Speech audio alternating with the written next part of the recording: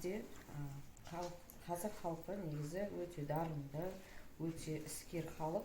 Менің қолымдағы қаз мойын ою өрнегі.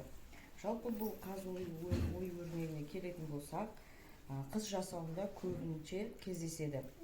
Қазіргі таңда енді бұл ұл баланың nimшасында бейнеленген. Бұл дегеніміз ұл бала бақытты, іскер және ізгілік күшті болсын деп бейнеленген.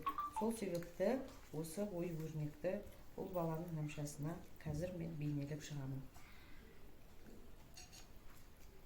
Çok bol gelin.